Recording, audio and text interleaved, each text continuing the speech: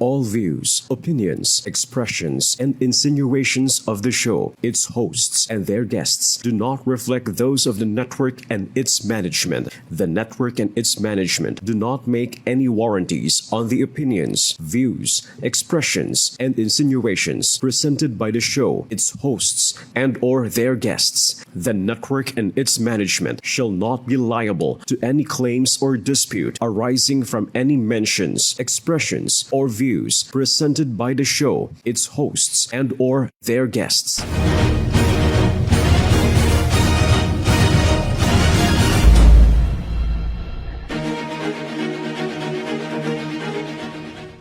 Magandang gabi po sa lahat ng ating mga kasambahay.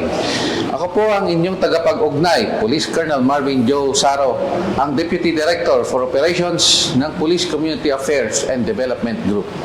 Ako naman po ang inyong lingkod, Alexandra Faye Garcia, Miss Aura International 2021 at ang inyong co-host ngayong Sabado sa inyong programa na mula sa pulisya para sa bawat mamamayang Pilipino. Mga kasambahay, sa anumang lugar sa Pilipinas, samahan niyo kami sa programang nagpapakita ng hangarin na magkaroon ng mahusay, matatag at maasahan na kapulisan tungo sa maunlad na pamayanan. Halina't makitrending sa aming pagpunta sa iba't ibang lalawigan at syudad upang ipadama sa inyo ang ligtas na bagong Pilipinas, ligtas na tahanan at ligtas na pamayanan. Kaya tutok na sa aksyon at makiisa sa pagtulong tungo sa tunay na pagbabago na kung saan madarama ng bawat Pilipino ang kaunlarang handog ng bagong Pilipinas sa pamumuno ng ating Pangulong Bongbong Marcos. Kami po, mga mahal naming kasangbahay, ang inyong Police at your service.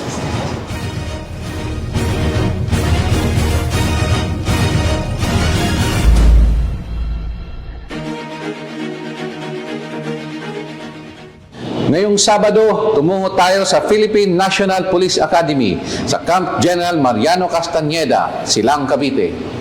Narito po ang ating panayam sa Direktor ng Philippine National Police Academy, Police Major General Samuel Nacion.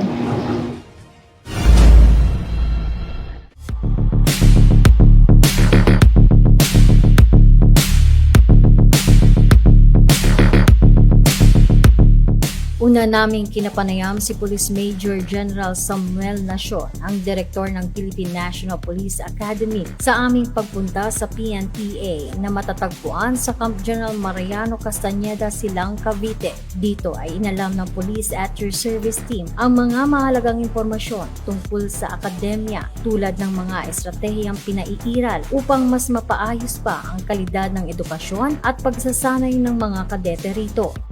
Alam natin, no, sa pag-develop ng law enforcement officers, binabase po natin ito sa current trends, no, on the challenges of public safety and law enforcement functions natin, no. And ina-assess natin ang ating curriculum para masiguro natin na ma-prepare natin ang ating mga kadete na pag-graduate nila dito ay mayroon silang tamang kaalaman at kakayahan para harapin ang hamon ng kanilang katungkulan. Napaka-importante rin ng mga inisyatibong pinaiiral ng akademya para sa ikauunlad ng pisikal at pag-iisip ng bawat kadete rito. Napaka-importante ng physical at mental development ng ating mga kadete, no? Kaya nagkaroon tayo ng programa sa ating physical fitness program, no, na ang magiging physical exercises nila ay magiging proper at gawin nila ng may pagmamahal, no? Dahil ito ay para sa kanilang pag-develop ng kanilang katawan, no? At may proactive activities ang ating Academy Health Service para ma-check ang physical fitness and wellness ng ating mga kadete. And meron din tayong mental development assistance ng ating guidance counselor, no, para pa-develop yung mental wellness ng ating mga kadete.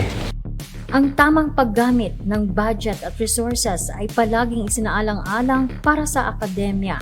Napaka-importante na ma-program natin ng maayos, ma-manage natin ang ating financial capability, no, dito sa academy. Kaya ina-identify natin ang ating mga major activities para mapaglaanan natin ng tamang programming ng financial resources natin, gaya ng pag-umpisa pa lang ng cadet admission process natin ay kailangan may nakalaan ng pondo, no, papunta doon sa reception rights ng ating mga admitted applicants, no? Papunta doon sa kanilang incorporation rights, papunta doon sa kanilang recognition rights, hanggang sa pag-graduate nila dito sa Philippine National Police Academy. Dapat may nakalaan na budget para sa mga ganyang major activities. And of course, pinoprogram din natin ang ating maintenance of facilities. Hindi lamang ang development ng bawat kadete, maging ng mga nagtuturo at lahat ng staff rito ay isinasaalang-alang din ni Police Major General Samuel Nacion. Before the start of every academic year, nagkakaroon tayo ng faculty forum and seminars, no? Para ma-align natin lahat ng mga ituturo ng ating mga professors doon sa curriculum natin, no? At ang isang plano ng akademya ay makabuo ng Corps of Professors, no? Kung saan magkaroon tayo ng ready professors, no? Anytime kailanganin man sa academic subjects nila or sa subject nila doon sa tactics, no, or the non-academic subjects. So napaka-importanting magkaroon ng Corps of Professors. At of course, gusto natin na yung honoraria ng ating mga professors ay may bigay sa tamang oras para masuklian naman natin yung pagbibigay nila ng magandang pagtuturo sa ating mga kadete. Gabay at agapay naman ang ibinibigay sa mga kadeteng nag-i-struggle sa pag-aaral at mga pagsasanay. Sa ngayon ay mayroon tayong inisyatibo, no? Na kapag before the examination week ay talagang stricto natin silang pinapa-review, no? Gabi-gabi ang mga upperclassmen ay pinapapunta natin dito sa academics building para makafocus sila sa kanilang pagre-review. At ang mga underclassmen naman, yung pinaka-lowest class, no, ay nanatili doon sa dormitory para doon makafocus naman sila sa pagre-review nila.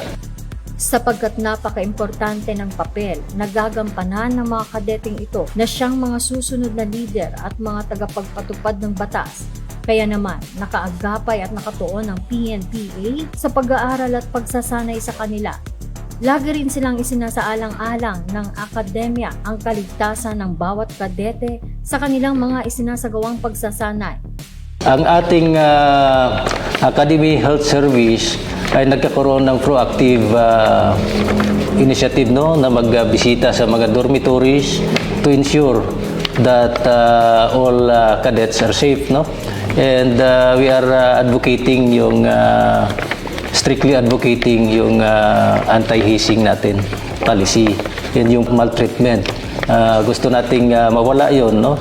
Kasi alam natin ang training ay dapat magiging professionalized, no? At yun ang pinapatupad natin ngayon. Ang bilin natin sa mga kadete natin palagi ay maging brother sila sa bawat isa. Kanang yung banding nila at camaraderie. Maging helpful sila sa isa't isa. Dapat silang magtulungan. Kasi paglabas dito ay sila-sila pa rin ang magtutulungan. Maiwasan nila ang mga masamang nangyayari. Dahil bawat isa naman sa kanila ay mayroong pangarap na magsilbi. Paano makapagsilbi ng maayos kung mayroon ng mga sakit na dinaramdam sa kanilang mga katawan, no? So kailangang maging healthy, maging fit ang bawat isa at walang damage or injury sa kanilang mga katawan. Ang mga naging hamon or challenges na hinaharap ng PNPA sa panahon ng pagbabago mula sa Philippine Public Safety College hanggang sa maging Philippine National Police. Malaking kaibahan yung sa Philippine Public Safety College noon nung matransfer sa PNP. Of course, unang-una yung ating organizational structure ay binabago natin, no? At nagkaroon ng change of leadership. Of course, may mga changes din na nangyayari. Pero ang atin namang mga kapulisan ay responsive doon sa changes. Madaling naka-adjust doon sa transition from PPAC to Philippine National Police. At hindi naman natin iniisip, no, kung under tayo saan na nagtitraining, kundi ang iniisip natin ay kung paano maibigay ang tamang paghubog, pagbigay ng edukasyon at tamang kasanayan sa ating mga kadete. Ang hinaharap ng PNPA sa liderato ni Police Major General Samuel Nacion. Ang vision natin ay maging world-class center of excellence in education and training, itong Philippine National Police Academy. At ma-achieve natin yan, of course, kung ma-develop natin yung ating mga personnel na magkaroon sila ng tamang kaalaman, no? Paano magsanay, paano magbigay ng edukasyon sa ating mga kadete. Pag ma-improve natin ang ating facilities, no? Magkaroon na ng kumpletong training facilities, education and training facilities sa ating mga kadete at yung mga systems and procedures natin dito, no? Na maging responsive to the kind of education and training na may bigay natin sa ating mga kadete, no? At ang isang vision natin, of course, patungo sa Philippine National Police, no? Na maging ang mga trainee dito, mga personnel, at maging patriotic. Doon tayo sa patriotism, nationalism, professionalism, and accountability. Maging advocate tayo ng PNPA, no? Nandoon yung meaning niya is patriotism, nationalism, professionalism, and accountability. And that will define the PNPA as the strong wall of public safety and social defense.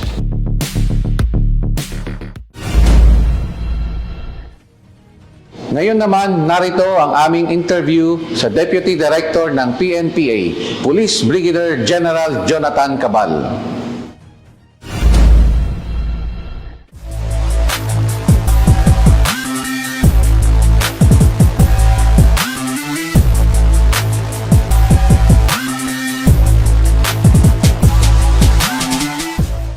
Sunod naming kinapanayam ang Deputy Director ng PNPA, si Police Brigadier General Jonathan A. Cabal, upang alamin ang iba pang mahalagang impormasyon tungkol sa akademya, tulad ng pinakamalaking hamon o challenge na hinaharap ng akademya sa ngayon. Bilang chairman ng academic board, kung saan natatry namin yung mga kadete na nakakapag-violate ng honor code, may mga violations ng mga policies, dito nagkakaroon kami ng matinding pag-uusap, no? Dahil hinuhubog natin ang karakter ng ating mga kadete at ayaw naman natin na sila ay ikalaki nila yung kamalian nila. At sabi nga ng ating Chief PNP, no, si General Marbil, na napaka-importante ng karakter ng isang pulis. At dito sa PNPA, nagsisimula yung paghuhubog. At yung academic board naman, bilang chairman, sinisiguro ko na ang mga kadete na nagkakasala ay napaparusahan at yung mga wala namang sala at pwede namang ma-reform ay nabibigyan ng panibagong pag-asa. Ang palaging pagsasaalang-alang ng disiplina at integridad sa akademya ayon kay Police Brigadier General Jonathan A. Cabal, walang lugar sa akademya at mga kadete ang tatlong bagay: pagnanakaw, pagsisinungaling at pangongopya. Gaya ng nabanggit ko, no, yung issue of discipline and integrity, mahigpit na pinatutupad ng ating direktor na si Major General Sam Nacion. Yung pag nagkasala ka, mabibigyan ka ng commensurate punishment. At sa kasamaang palad niya, mayroon 2 kadete ngayon na hindi makakagraduate dahil napinahan o nabigyan ng penalty na dismissal from the academy dahil sa paglabag sa honor code. At alam naman natin na ang honor code, yung tinatawag nating hindi ka dapat nagsisinungaling. So, mahigpit kasi ang academy doon. So, ang gusto natin kasi, paglabas nila rito, ay meron na silang moral anchor or meron silang moorings or meron silang pinaguhugutan kung saan pwede nilang iwaksi or yung wag maimpluwensyahan or yung tipong kaya nilang hindian ang mga temptation sa labas. Ang pagsusulong sa pagbabago o pagmo-modernize ng mga pagsasanay at pasilidad ng akademya. Tamang-tama din sa programa ng ating Chief PNP na si General Marbil na ang gusto niya smart policing. Kung naalala ko, sometime 2 weeks ago, meron kaming plano at tie-up sa University of the Cordilleras kung saan merong simulation na ginagawa at ang PNPA ay isa sa mga contributors dito. At ang gusto namin kasi abreast yung ating mga kadete, no, sa mga current trends, innovations at kung matutuloy nga sana yung smart campus na tinatawag natin na gusto ng ating director na si Major General Sam Nacion na dapat meron na tayong rito yung public wifi at kung saan ang learnings ng mga kadete is through technology. At ito ay makakasatuparan or magkakaroon to ng katuparan dahil andun na rin yung trust ng ating current Chief PNP na smart policing. Ang pagsasaalang-alang naman ng kalusugang pangkaisipan at totalidad ng bawat kadete. Well, pag sinabing holistic, andyan yung emotional, psychological, financial, spiritual, lahat ng aspeto ng pagkatao ng isang tao dapat na-address sa kadete, yung kanilang pag-aaral, yung paghubog sa kanilang karakter, yung kanilang spiritual, pati emotional.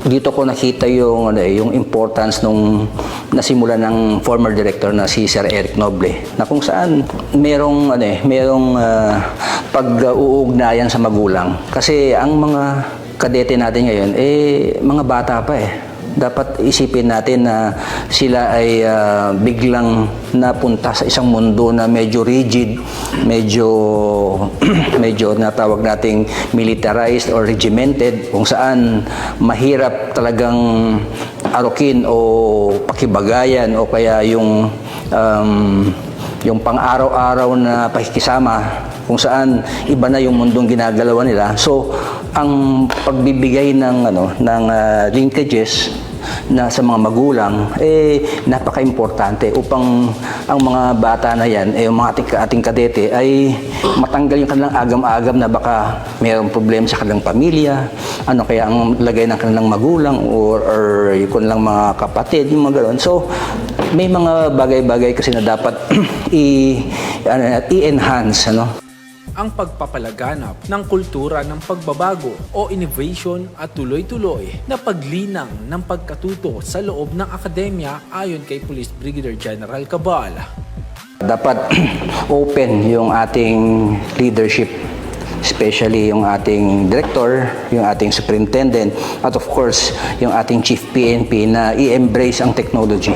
Kasi dito sa pagbubukas natin sa kaisipan ng ating mga kadete ng innovation, hindi malayong i-factor in yung internet, no, yung smart policing at tamang-tama yung programa ng ating Chief PNP actually upang makamit na natin yun dahil doon kasi intertwined kasi yung mga sinabi ko kanina at kung meron tayong existing policy na sa smart policing at the same time smart campus na rin, ano, so unti-unti dapat ini-introduce na natin sa ating mga kadete na hindi na natin pwedeng iwaksi or ipasantabi ang kahalagahan ng internet sa buhay ng tao. Ako gaya naman ako sa sa DPCR kung saan ako yung ex-o doon at isa ako sa chairman ng technical working group sa gender and mainstreaming kung saan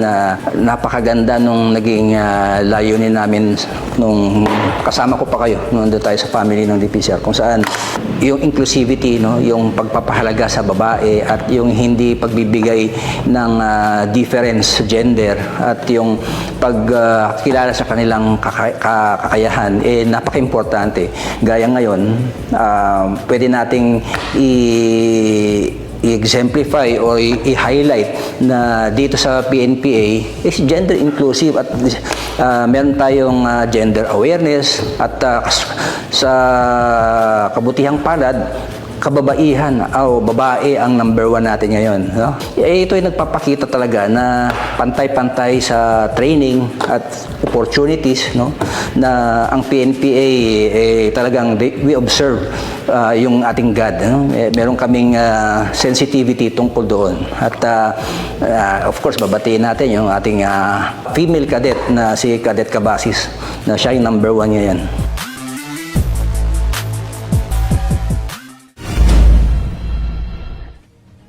Mula pa rin sa PNPA, narito naman ang kanilang chairman, Cadet Admission Committee at Chief of Staff.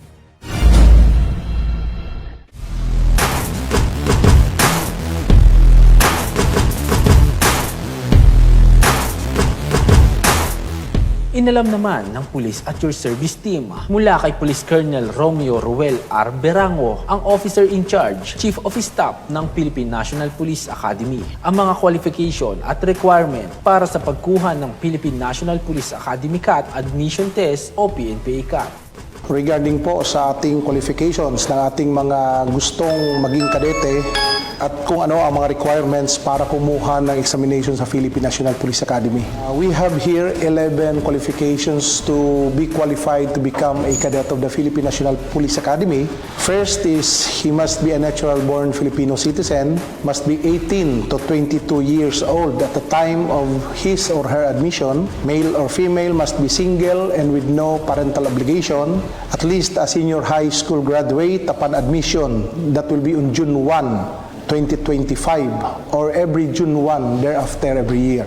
Then at least 5 feet and 2 inches for male or 158.2 centimeter. And for females naman, 5 feet flat or 152.4 centimeters in height. In regards naman sa weight standards, the weight that corresponds to the applicant's height, gender, and age must be equivalent to the standard BMI. Then physically and mentally fit to undergo the cadetship program kasi alam naman po nating very rigorous lalo na yung first year nila rito sa loob ng academy. Then with good moral character means to say that he or she must have no criminal, administrative, or civil derogatory records and without pending complaint and case before any tribunal or of whatever nature. He must not be a former cadet of the Philippine National Police Academy or other similar institution. And last, never been dismissed from any private employment or government position for a cause. So those are the qualification. Kung nandiyan dyan po sa inyo ang lahat ng kwalifikasyon na yan, then you are very welcome to get or take the admission test of the Philippine National Police Academy. Dagdag pa ni Police Colonel Romeo Ruel R. Berango.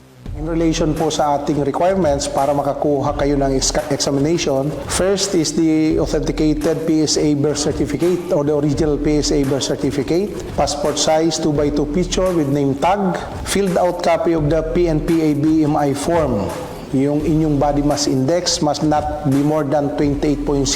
Ito po yung equivalency with the height and weight requirement for the BMI.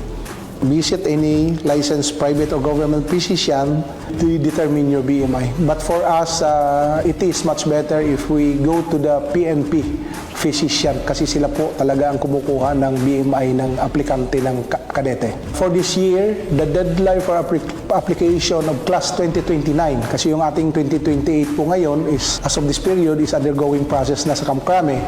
And we are accepting application for class of 2029. The deadline will be on June 15 of this year, June 15, 2024. Ang mga benepisyong naghihintay sa mga nakapasa sa pagsusuri ng akademya, maging sa mga nakatapos ng 4 na taong pag-aaral at mga pagsubok dito.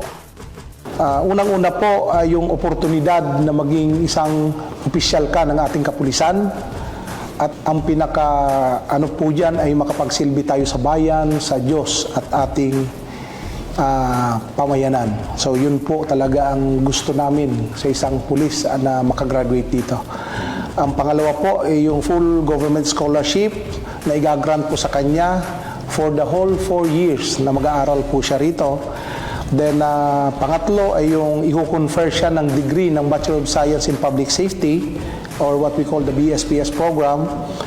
And last is the assurance of employment after graduation. Of course, when you graduate here from the Philippine National Police Academy, you will become a police lieutenant in permanent status at lalampasan po niya na ranggo ay 7 sa police service po. He will become an immediate, directly to become a police commissioned officer.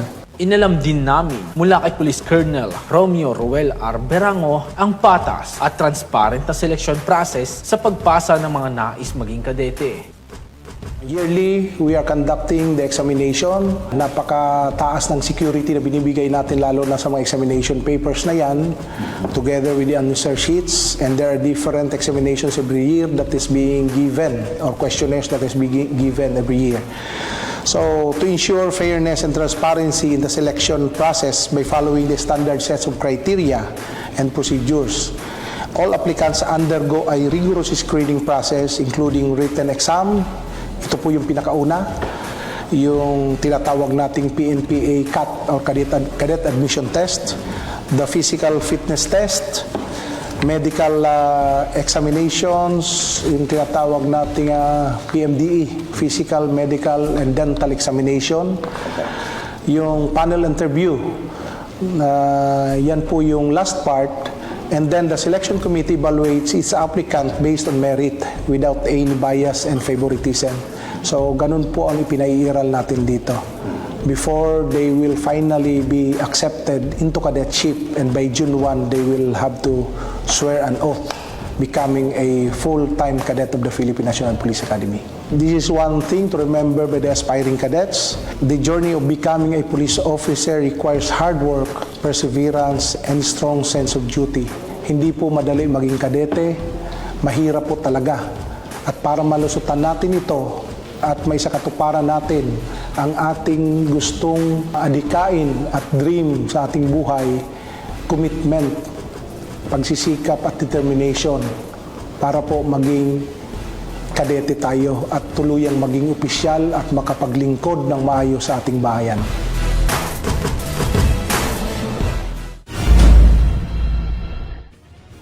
Alamin naman natin ang mga aktibidad sa PNPA sa pamumuno ng kanilang Commandant of Cadets, Police Brigadier General Jason D. Guzman.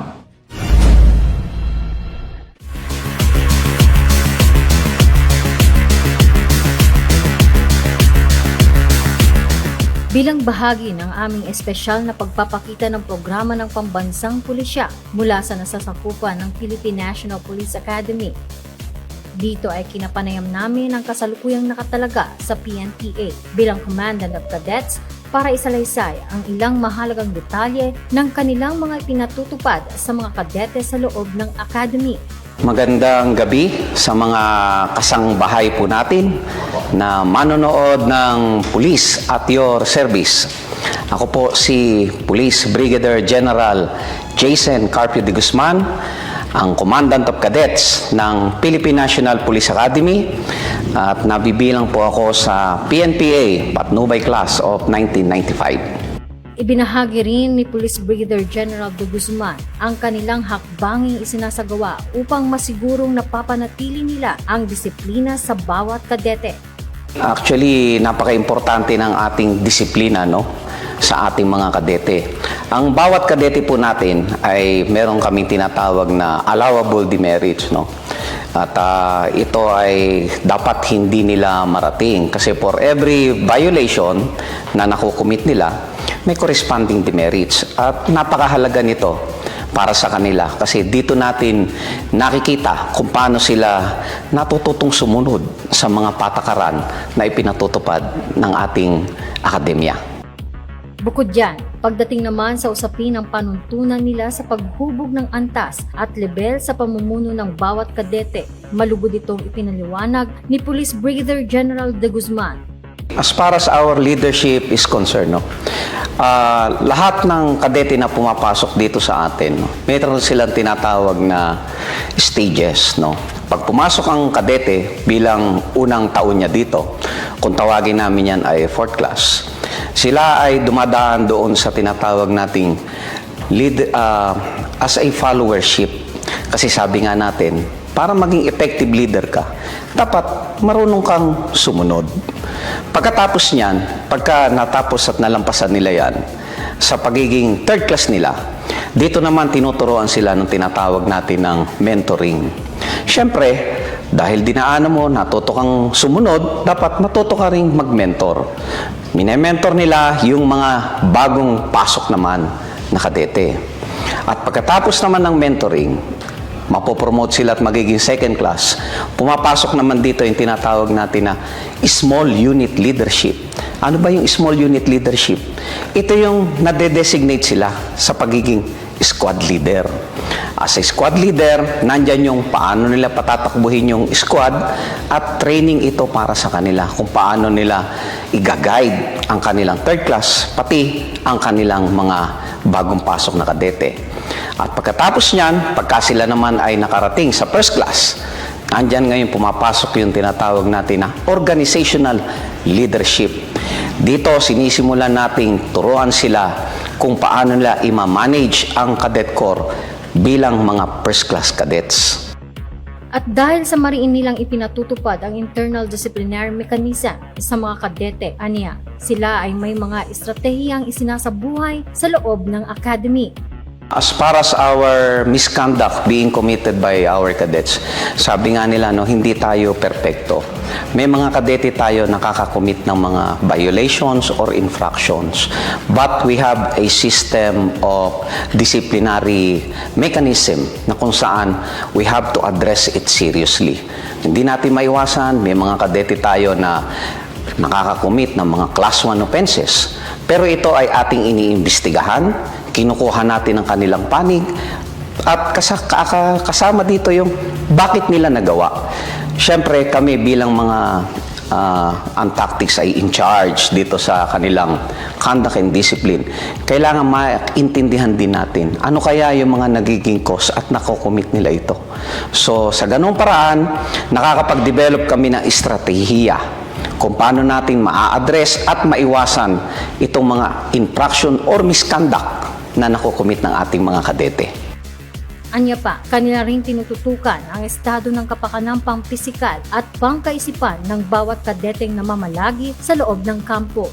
Napaka-importante po ng ating physical fitness sa ating po mga kadete. Kasi sabi nga po natin, dapat ang ating mga pulis, bukod sa mga malalakas, dapat kaya nilang sumabay sa demands ng ating publiko. So, meron tayong mga sistema ng pampalakas para sa kanila. Mula sa pagiging 4th class, pagpasok nila, alam naman natin na galing yan sa civilian, unti-unti nating dinidevelop yung kanilang physical agility. Every week, every morning, meron silang physical conditioning at every afternoon, meron silang physical activities. They are involved in sports and other physical activities na madidevelop yung kanilang stamina. Kasama dito, ina-apply natin dito yung tinatawag nating, meron tayong isang kadete na graduate ng Sports Science from UP na siyang naggagabay at nagbigay sa amin ng idea kung paano natin systematically ma-develop ang stamina ng bawat kadete natin. Maliban riyan, sila rin ay tumatalima sa programa ng hepe ng pambansang pulisya. Kaya naman, ipinaliwanag rin niya ang mga hakbang na kanilang isinasagawa bilang paghahanda sa mga pagsubok na kahaharapin ng mga future public servant. Ayon nga po sa ating bagong Chief PNP, na kung saan ang adhikain niya sa bagong Pilipinas, ang gusto ng pulis, ligtas ka. Sinisimulan natin ang kadete natin na ipakita sa kanila kung ano ba ang dapat nilang gawin pag sila ay naging ganap ng pulis. Kaagapay dito yung kanilang exposure. Marami tayong mga kagaya na meron tayong tinatawag na CAP, yung Cadet Attachment Program, kung saan makikita nila, nagkakaroon sila ng experience. Ano ba ang demand sa labas? At the same time, ang ating pong mga academic subjects dito, sa mga law, ethics, investigation, kasama po yan sa dinidevelop natin sa kanila. Tinitingnan natin ano ba ang pangangailangan ng ating kapulisan para ma-address ang mga problema ng ating mga kababayan. Kasama yan, halimbawa, yung pagtaas ng krimen tungkol sa social media, yung mga nangyayari ngayon ng mga panloloko. Kasama po yan sa ating mga dinidevelop at itinetrain sa ating mga future leaders natin dito sa akademya. Sa huli, ito naman ang iniwang mensahe at panawagan ni Police Brigadier General Jason De Guzman. Maraming salamat sa pagkakataon na ito. Alam niyo po, kami po hinihikayat po namin lahat. Sabi nga natin, all walks of life. We encourage to join PNPA. Dito, you are assured of a good career. At the same time, para po tayo makatulong sa ating pamayanan. Sabi nga po nila, ang krimen ay hindi lang problema or dapat pulis ang siyang nagsosolve. Dapat lahat po tayo. Kaya halina at maging part po kayo ng aming akademya. Makakasiguro po kayo, ang inyo pong mga anak na gustong nagnanais makapasok dito, you are assured of a good career. And rest assured, they will be handled properly dito po, pag-develop po sa kanila. Ilaman po, sabi nga po na ating Chief PNP, sa bagong Pilipinas, dapat po ang gusto ng pulis, ligtas po kayo.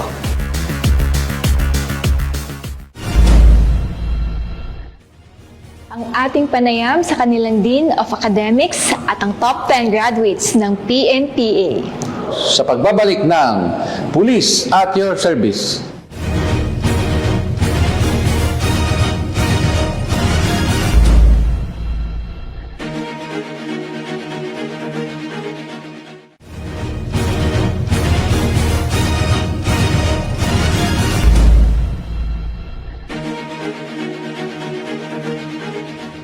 Nagbabalik po ang Police at Your Service, tampok ang Philippine National Police Academy.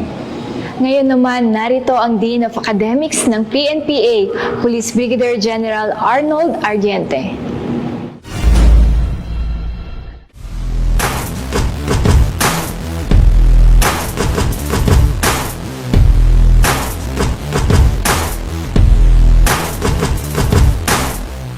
To learn today, to lead tomorrow. Justice, integrity, service. Iyan ang tuwirang motto na isinasabuhay ng bawat membro at mga mapalad na napabilang sa isa sa akademyang itinuturing na Scholar ng Bayan ng Philippine National Police Academy. At upang lubusang maunawaan ang mahalagang detalye ng programa at ilalaan ng pamunuan ng PNPA para sa mga nagnanais na maging kabahagi ng akademya, kinapanayam namin si Police Brigadier General Arnold Ardiente bilang Dean of Academics ng PNPA. Magandang gabi po sa lahat ng televiewers ng Police at Your Service sa UNTV at sa lahat po ng mga kasambahay at kung saan man kayo naroon sa panig man ng Kapuluan. Ang academic program po ng Philippine National Police Academy ay ito po ay collegiate education and training, no? we offer and confer to its graduates the Bachelor of Science in Public Safety degree. It is a comprehensive education and training which combines academics, tactics, and physical aspects. Ibinahagi rin ni Police Brigadier General Ardiente ang kanilang hakbanging isinasagawa upang masiguradong sila ay nakasusunod sa panuntunan at antas na kinakailangang pang-edukasyon sa pagpapatupad ng batas. We regularly and continuously update our curriculum to make it more responsive to the evolving landscape and challenges of law enforcement. In the process, we are inviting subject matter experts and academicians to ensure that our program is relevant and to provide that professional competence and management leadership and skills to our graduates. At pagdating naman sa hakbangin nila kung paano nila maisama ang mga praktikal na pagsasanay at karanasan sa larangan ng pang-akademikong trabaho. That is part of the syllabus of every courses. Classroom instruction is not limited to lectures only. The cadets are given practical exercises for them to know how to apply the theory that they have learned. And prior to their graduation, they are also embarked to a cadet attachment program. And part of it, the graduating cadets are being deployed in the different police stations for them to experience firsthand real-life police situation and law enforcement. They are also subjected to a case-based scenario for further develop the application of the skills and knowledge that they have acquired. Anya pa, ukol naman sa estado kung paano ang PNPA suportahan ang pang-akademiko at personal na pag-unlad ng mga kadete na maaaring nakakaharap ng mga hamon sa kanilang pag-aaral sa akademya. Meron tayong mga in place na support system sa ating mga kadete, especially those na hindi kaagad nakaka-cope up with the training. Meron tayong mga tutorial services, mentoring services, and even counseling. Ginagawa natin doon para mabigyan ng kaukulang advice, yung motivation ng ating mga cadets. When in fact, we also designate class advisors, and one of the functions of the class advisor is to monitor the factor affecting the learnings of the cadet. Samantala, pagdating naman sa lagay kung paano nakakatulong ang PNPA sa ibang ahensya at mga institusyon upang mapabuti ang mga akademikong programa at mga oportunidad para sa mga kadete. Ito naman ang pahayag ni Police Brigadier General Ardiente. Sa ngayon, ang PNP ay member po ng several police academy associations. One of which is the Association of Police Training in Asia. Itong APTA is composed of several police academies in Asia at regular po tayong nagme-maintain ng collaboration with APTA, and we even join them sa mga activities even outside the Philippines. Another is that the PNP is also a member of the International Association of Police Academies. So just last month, we have sent our faculty for an exchange program with the Turkish National Police Academy so that we could also adopt the best practices that they have being implemented in their academy. Maliban riyan, ipinaliwanag at inisa-isa rin ng kasalukuyang Dean of Academics ang mga kailangang pagdaanan at nararapat na maipasa ng mga kadete bago sila ay mapabilang sa mga makapagtatapos sa akademya at taguriang lakan at lakambini. You have to pass all the courses from first year to fourth year by obtaining that minimum grade point average. And you have also to finish the research paper, kung saan yung last phase na is the TSS defense. And you have also to pass the cadet attachments program, which is the last phase of their academic requirements. Aside from that, may non-academic courses din sila na required. It is under the jurisdiction of the tactics group. It also pertains to their conduct and discipline. So pag lahat yan ay naipasa nila, then they will be now recommended for graduation and the conferment of the Bachelor of Science in Public Safety degree. At bilang panghuli, ito naman ang iniwang mensahe ni Police Brigadier General Arnold Peralta Ardiente sa mga nagsipagtapos ngayong taon. Of course, sa mga graduating class ng Layag Diwa, so congratulations and I wish you good luck as you embark to your career as public safety professionals. So we should not frustrate the Filipino people who expect too much from us. As the Chief PNP said, sa bagong Pilipinas, ang gusto ng pulis ay ligtas ka.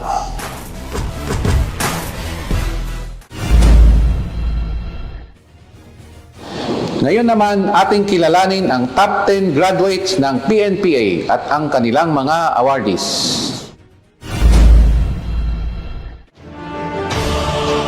Sa 4 na taong pagsasanay ng mga miyembro ng PNPA Layag Diwa Class of 2024, sa loob ng akademya ay 233 ang matagumpay na nagsipagtapos kahapon, kung saan 10 sa mga kadete ang nangibabaw at nakasungkit ng iba't ibang parangal. Nanguna ang isang babae na si Police Cadet Maria Camille Cabasis mula sa Lian, Batangas. Nakakuha rin siya ng iba pang awards gaya ng Presidential Kampilan, Chief PNP Kampilan at Academic Leadership Awards. Pumungalawa naman si Jail Cadet Jomar F. Saldavia mula sa Zamboanga del Norte, kung saan nakuha rin niya ang Vice Presidential Kampilan at Chief BJMP Kampilan. Magandang gabi sa ating lahat, sa mga manonood ng Police at Pure Service at sa ating mga kasangbahay. Ako po si Police Cadet Maria Camille C. Cabasis, nagmula sa Bayan ng Lian, Batangas. Ako ang kasulukuyang Regimental Academic Officer ng PNPA Layag Diwa Class of 2024. Sa 4 na taon na aking pag-aaral dito sa akademya, meron akong mga prinsipyo na aking pinanindigan at pinanghawakan upang malampasan ang bawat pagsubok sa buhay. Una dito ay ang pagiging handa. Naniniwala ako na magiging madali ang lahat ng bagay na aking gagawin kung ako ay palaging handa. Pangalawa ay ang sipag at tiyaga. Hindi porket mahirap ang isang bagay ay titigil ka na lamang. Hindi porket mahirap ang isang bagay ay susukuan mo na lamang. Kailangan mula sa simula hanggang sa dulo, ikaw ay maging matyaga. At huli, ang tiwala sa may likha. Palagi akong tumatawag sa Panginoon kapag meron akong mga suliranin o mga problema, kapag may mga panahon na ako ay nahihirapan, at kalaunan siya din ang tumutulong sa akin. Pumangatlo naman si Police Cadet Vince Hamsid S. Sapi mula sa pamilyang Tausog at Tubong, Zamboanga City, na nakatanggap din ng Secretary of DILG Kampilan Award. Pang-4 naman sa pwesto si Police Cadet Mark Ferd A. Barte mula sa Zamboanga, Sibugay, kung saan 4 na beses siyang sumubok bago nakapasok sa Philippine National Police Academy. Dating vendor naman ang nakasungkit sa pang-5 pwesto na si Police Cadet Mark Andrew R. Peña mula sa Tondo, Manila. Pang-6 si Fire Cadet Mary Ranely L. Salga na nagmula sa Malaybalay City, Bukidnon, na nakakuha ng Chief BFP Kampilan Award. Pang-7 pwesto rin si Fire Cadet Brenna May Stephanie Nacional mula Calbiga, Western Samar. Pang-8 naman si Police Cadet Bernard Carlos Dawayan, Tubong, Sabangan, Mountain Province. I am Jomar B. Saldavia from Mutia, Zamboanga del Norte. Mayong gabi sa akong mga kababayan sa mga Mutiaanon, mayong gabi. Yung naging achievements ko po is result ng resilience and dedication. Bali, naging motivation ko po yung pamilya ko at kahirapan na naranasan ko sa labas para mag-propel yung career ko dito sa loob, sir. To all the aspiring cadets of PNPA, prepare yourself holistically kasi hindi madali ang pagiging kadete. And always lean on to those motivations you have and to the aspirations sa mga pamilya mo, sa friends, and sa lahat ng hardships na naranasan mo. Ang ika-9 naman sa pwesto ay nasungkit ni Police Cadet John Raid Caballero ng San Carlos City, Negros Occidental. Samantalang pang-10 pwesto naman si Police Cadet Emerson L. Mallorca mula Caloocan City. Kabilang sa mga nakatanggap ng Special Academic Awards, sina Police Cadet Mark Andrew Peña na Best in Forensic Science, Police Cadet Maria Camille Cabasis na nakatanggap ng Best in Laws and Jurisprudence at Best in Administration. At Police Cadet Jomar Saldavia na nakatanggap naman ng Best in Public Safety Administration. What I learned the best here in the academy is that being a future public safety officer is more than just handcuffs and guns. It is a profession that requires multitude level of ability to manage people, resources, skills in the most practical yet innovative, efficient, and effective way possible. Sa likod ng mga parangal na ito ay kanya-kanyang pagsubok ang nilagpasan ng ating mga kadete bago nila nakamtan ang kanilang mga pangarap. Nagpursige para sa pamilya upang mapagtagumpayan ang minimithi sa loob ng akademya. Being part of the top 10 dito sa isang prestigious na institution was never easy. Hindi ako gumising isang umaga lang na ako na yung top 6. Hindi ako gumising isang umaga lang na ako na yung Bureau of Fire Protection Tampilan Awardee. Kasi hindi siya madali. Kaya I put a lot of effort sa mga lahat na ginagawa ko sa buhay. Simula pa ng pagkaplebo ko.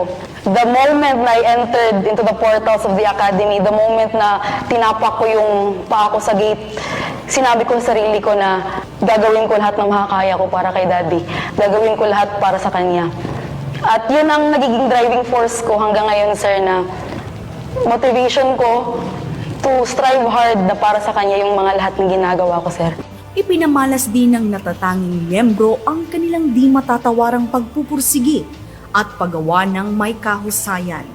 Nakatanggap ng parangal na Best Thesis naman sina Police Cadet Mary Ray Andoyo, Police Cadet Kurt Rabluyen, Police Cadet Dave Banganan, Police Cadet Jessie Ann Selvio, at Police Cadet Herminio Sagcal Jr. na may thesis title na Lived Experiences of Police Officers in Samar on the Utilization of Technological Innovations in Crime Prevention. Ang sakripisyo at pagpapakasakit ay hindi naglaho sa walang kabuluhan. Hindi lang tumitindig sa akademikong larangan, ngunit ang kanilang dedikasyon, paglilingkod at pagmamahal sa bayan ay sumisikat sa bawat pagpapagal. Si Police Cadet Mark Jordan Martinez na nakatanggap ng Leadership Kampilan Award, samantalang si Police Cadet Roldan H. Gumacal ay nagkamit ng Napolcom Kampilan Award. Pinarangalan naman si Police Cadet Art Lawrence F. Francisco ng Journalism Kampilan Award. Bukod pa rito, nakatanggap naman ng Athletic Kampilan Award si Police Cadet Jason G. Banal at Servant Leadership Award naman kay Police Cadet Tricia May T. Guzman. Ang Best in Marching Company ay iginawad naman sa Foxtrot Company, samantalang Dean's Cup naman ang Golf Company. At Commandant's Cup at Athletics Cup naman ang Bravo Company.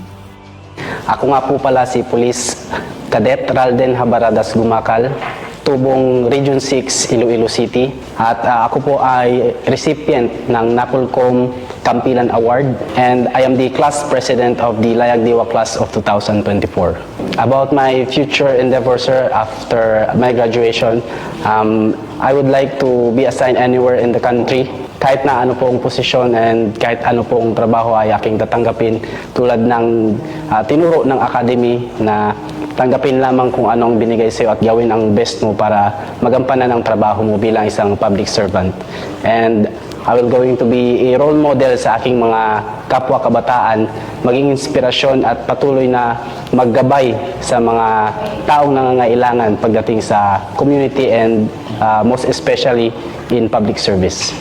Sa buong paglalakbay nila, ipinakita ang kahanga-hangang pagkakaisa, pagiging malikhain at pananatiling matatag na nagdala sa kanila sa isang pamantayan ng tagumpay na magbibigay inspirasyon sa ating lahat, lalo na sa mga kabataan. Ang mga opisyal na ito ay nagpakita ng sakripisyo at dedikasyon bilang isang tunay na bayani sa mata ng kanilang kapwa at ng ating bayan. Sila ang simbolo ng halaga at kabutihan ng Philippine National Police Academy. Dangal, kahusayan at paglilingkod. Maraming salamat sa pagbibigay sa amin ng oportunidad upang makapag-aral at makapagtapos dito sa akademya. Kayo ang nagsisilbing inspirasyon upang malampasan namin ang lahat ng pagsubok na aming tinahak at tatahakin pa. Sa mga kapwa ko kabataan at kababaihan, naway magsilbi akong inspirasyon sa inyo. Kung kaya ko, ay kaya niyo rin. Ang makahulugang pangyayaring ito ay magsisilbing inspirasyon sa bawat isa na ang isang pangarap ay hindi magiging posible kung hindi pinaghihirapan. Kaya naman, saludo ang pulis at your service sa mga nakasungkit sa Top 10 at sa iba pang graduating cadets mula sa PNPA Layag Diwa Class of 2024 na dagdag puwersang maghahatid ng serbisyo publiko at magpapanatili ng kaayusan sa bansa dahil sa bagong Pilipinas. Ang gusto ng pulis, ligtas ka!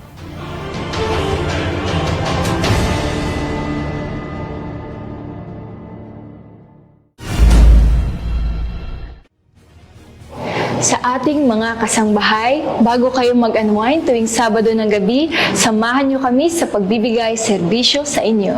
Marami pong salamat sa bumubuo ng pamunuan ng Philippine National Police Academy sa pangunguna ng kanilang Director, Police Major General Samuel C. Nacion. Hanggang sa susunod na Sabado, magkita-kita po tayo muli dito sa lingguhang pagpapakita ng mahusay, matatag at maasahan na kapulisan sa buong bansa.